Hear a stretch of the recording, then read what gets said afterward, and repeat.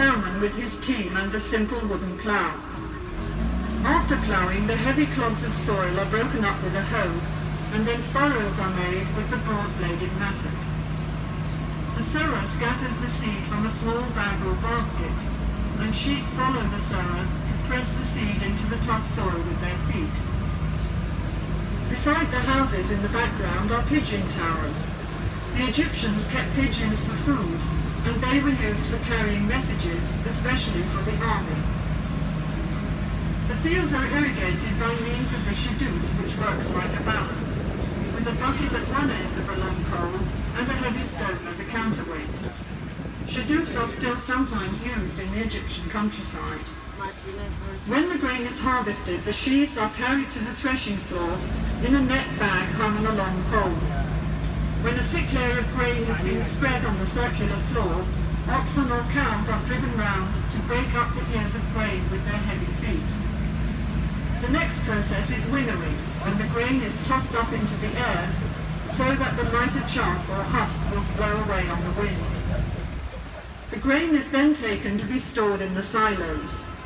The scribe makes a careful record of all the grain which is being stored. This was important for taxation purposes, as there was no money in Egypt in pharaonic times.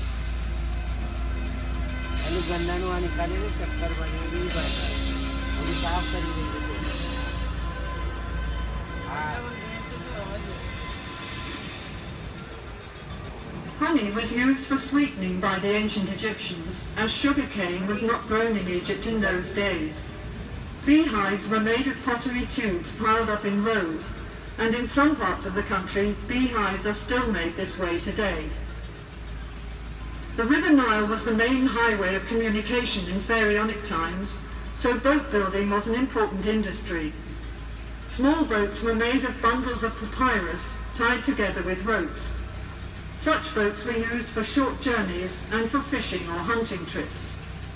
Larger boats were made of wood, usually cedar wood imported from Lebanon. Wooden boats were pegged together with dowels and sewn together with ropes, as can be seen in the cross-section on the bank. When the boat was put into the water, the wood expanded and the rope shrank, so the boat became completely watertight. A royal boat of this type can be seen in the museum beside the Great Pyramid of King Cheops at Giza. The palm tree was a valuable resource for the Egyptians. The trunk was used in house building, and the branches provided fronds for making mats and baskets, while furniture and boxes were made from the ribs. The boxes were used for storage and as cages for small animals and birds. The Egyptians today still use the various parts of the palm tree for the same purposes. There were many different kinds of fish in the Nile and its canals which made good food, and fishing was also popular as a sport.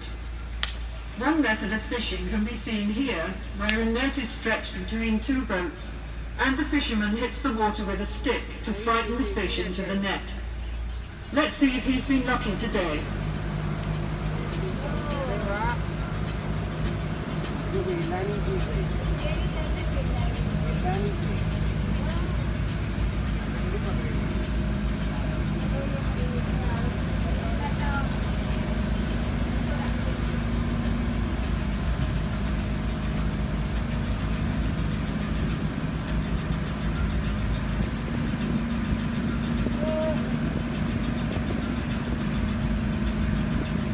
Next are demonstrations of some industries and crafts, the first of which is brickmaking. The material used is the Nile mud, which is mixed with water and chopped straw into a thick paste. This paste is put into a wooden mould, and the bricks are then simply left to dry in the sun. As there is little heavy rain in Egypt, these mud bricks can last for centuries. The houses of the ancient Egyptians, even the palaces of the pharaohs, were constructed of sun-dried mud brick. The roof was made of split palm trunks covered with branches. The building was covered with a thick layer of mud, which acted as insulation against heat, wind, and rain.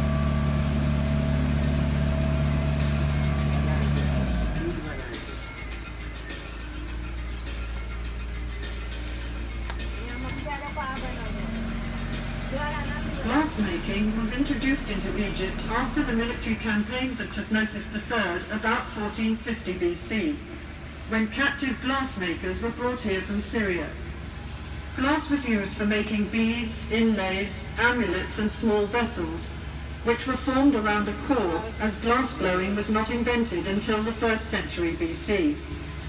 In Ptolemaic times, Alexandria became a centre of glass craftsmanship, and in the Roman period, fine cameos were produced in the same city.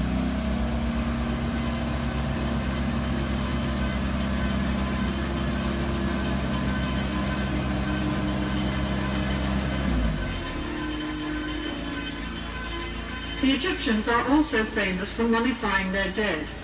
Mummification is basically dehydration, and to speed up this process, the internal organs of the body were removed and preserved separately. The body was dried out by being covered with natron salt, a form of soda found in the deserts of Egypt. The body was then cleaned and embalmed and wrapped in several layers of linen bandages. Amulets were put between the bandages to protect the mummy from harm. The whole process took 70 days.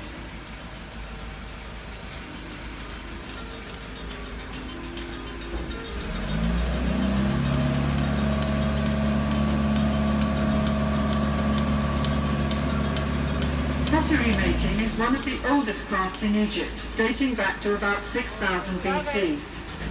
The clay is kneaded with water and mixed with ground potsherds or chopped straw, which helps the finished pot to dry evenly without cracking.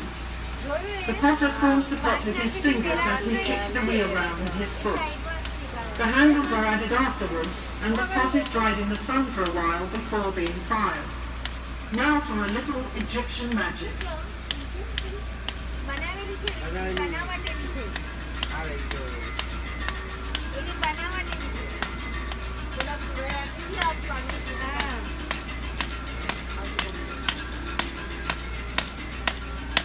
This scene shows the different stages in decorating a stone wall. First of all, the surface is levelled, then smoothed and polished with a piece of hard stone. Grid lines are marked in red on the prepared surface to ensure accurate enlargements of the original drawings. The artist copies the outline onto the wall, working from the sketch made by the chief artist on a small slab of stone or a piece of papyrus. Then the sculptor carves the design in relief with his mallet and chisel. Finally, the details would be painted in colour to make the picture look as realistic as possible.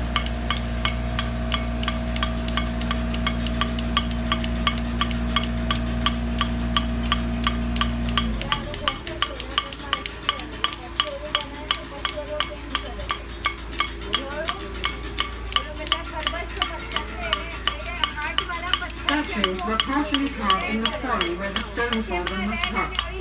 First of all, a block of stone is separated from the rock face by hammering wooden wedges into holes cut in the rock. The wedges are soaked with water, and as the wood expands, the block breaks away.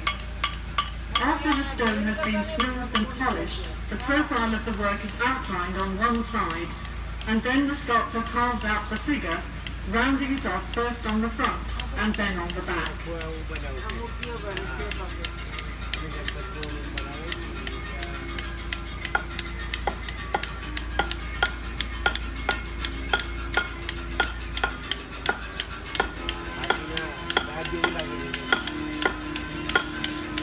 Vases were made from various kinds of stone, particularly alabaster, a soft stone which was worked into beautiful designs. After the rough piece of alabaster has been polished smooth, the inside is hollowed out with a drill with a flint or copper bit.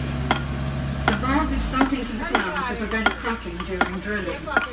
Alabaster vases were used as lamps and for storing perfumes and precious oils.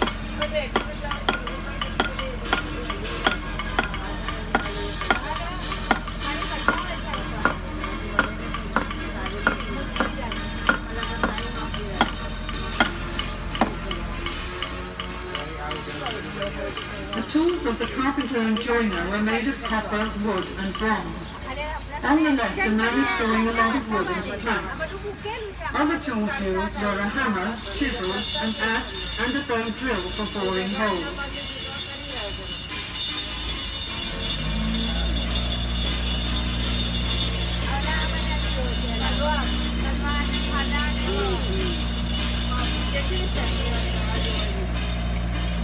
It was important to the pharaohs that the army was well equipped at all times. Weapons included bows and arrows, swords, battle axes and spears, as well as shields and throw sticks. The horse-drawn war chariot was introduced into Egypt by the Hyksos from Western Asia around 1700 BC.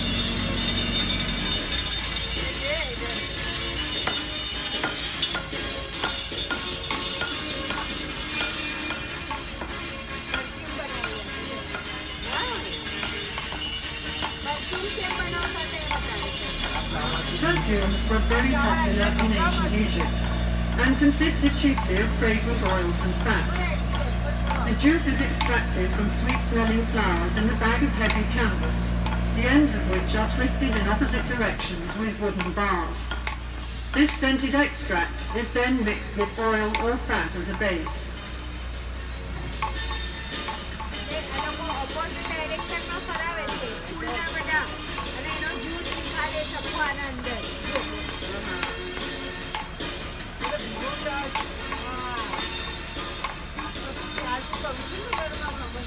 Linen made from the flax plant was used by the Egyptians for clothing and many other purposes.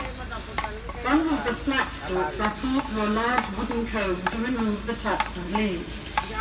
The stalks are soaked in water for a few days to soften them and then beaten with a wooden mallet. They are then pulled through a smaller comb to separate the fibres from the outer woody covering, and the good fibres are picked out and spun into thread on a spindle. The fine linen thread is then woven into cloth on a loom. The earliest looms in Egypt were horizontal, and the upright loom was brought to this country by the Hyksos.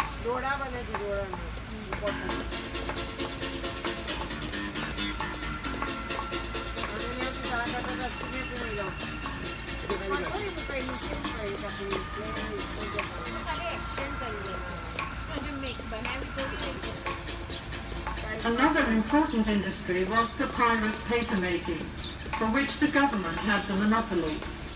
The lowest part of the stem is the best part for paper making. The outer green rind is peeled off and the white pith is sliced into thin strips which are soaked in water. After repeated soaking, the now pliable strips are placed on a piece of cloth in two layers, one vertical and one horizontal. The surface of the sheet thus formed is then hammered with a wooden mallet to cause the fibres of the two layers to stick together. The sheet is then covered with another piece of cloth and pressed between two heavy stones for several days.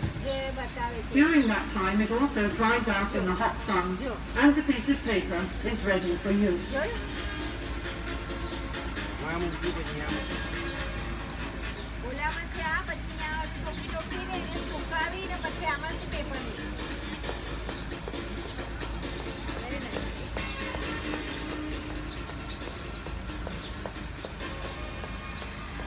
Good wine was appreciated in pharaonic times, and this scene shows the method of winemaking. Bunches of ripe grapes are taken to the vat where the grapes are trodden out, and the juice extracted is poured into large pottery jars to ferment. When this process is complete, the jars are sealed with a clay seal, which is stamped with the date and the name of the vineyard where the grapes were grown.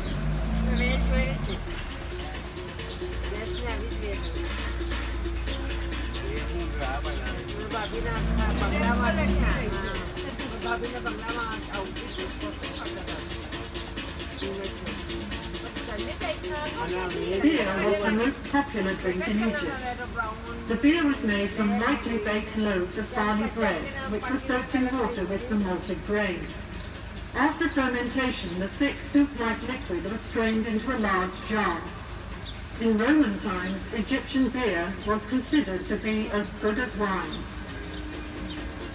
That ends the first part of the tour, which we hope you have enjoyed.